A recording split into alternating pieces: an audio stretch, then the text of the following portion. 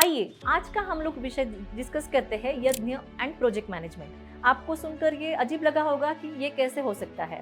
वेद के विभिन्न प्रभागों को बेहतर ढंग से समझने के लिए हमें वैदिक लोगों की लाइफस्टाइल के पीछे कुछ गवर्निंग प्रिंसिपल की जांच करने की आवश्यकता है। वैदिक लोगों का जीवन कुछ मायनों में रिवॉल्व अराउंड यज्ञ था। जीवन और उत्सव का हर पहलू यज्ञ से जुड़ा हुआ था, जहाँ देवताओं का आह्वान किया जाता था और प्रसाद चढ़ाया जाता था। And who is driver? अग्नि।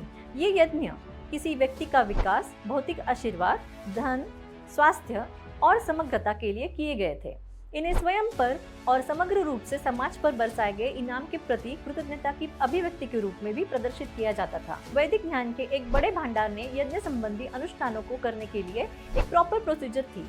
इसीलिए यज्ञ के प्रदर्शन के लिए एक बहुत ही रिवॉर्ड स्ट्रक्चर एंड मेथोडोलॉजी थी। जिस तरह से यज्ञ किया गया है वह प्रोजेक्ट मैनेजमेंट के कौशल में हमें एक अच्छा इंसाइट देते हैं। कुछ प्रकार के यज्ञों के लिए संपूर्ण गतिविधियों के प्रबंधन के लिए 18 लोगों की एक टीम की आवश्यकता होती है। यजमान और उसकी पत्नी पहले 2 आवश्यक है, क्योंकि वो यज्ञ के घटित होने का अंतर्निहित कारण है।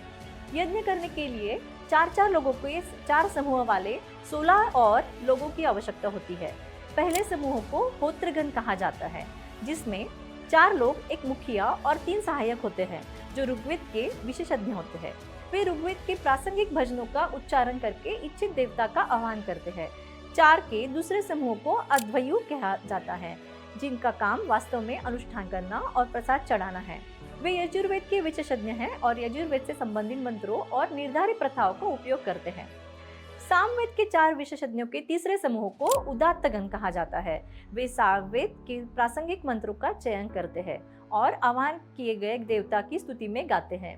चौथे समूह को ब्रह्मगण कहा जाता है और वे अथर्ववेद के विशेषज्ञ हैं। यज्ञ के समग्र पर्यवेक्षण की भूमिका निभाते हैं, यह सुनिश्चित करते हुए कि अनुष्ठान योजना और निर्धारित तरीकों के अनुसार हो।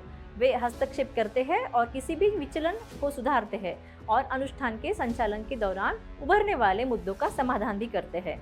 यज्ञ आकार और पैमाने में भिन्न होते हैं। उनमें से कुछ कई दिनों तक चलते हैं, जिनमें भारी व्यय होता है। इसीलिए उच्च स्तर के संगठन और प्रबंधन कौशल को स्थापित करने की आवश्यकता है। यह बताता है कि क्यों वैदिक लोगों ने यज्ञ करने में ऐसे प्रोजेक्ट मैनेजमेंट कौशल का प्रदर्शन किया है, जो उनके जीवन का केंद्र था। आपको ये जानकारी कैसी लगी, कमेंट में जरूर बताना, और ऐसी सभी जानकारी के लिए welcome to Bharat knowledge system.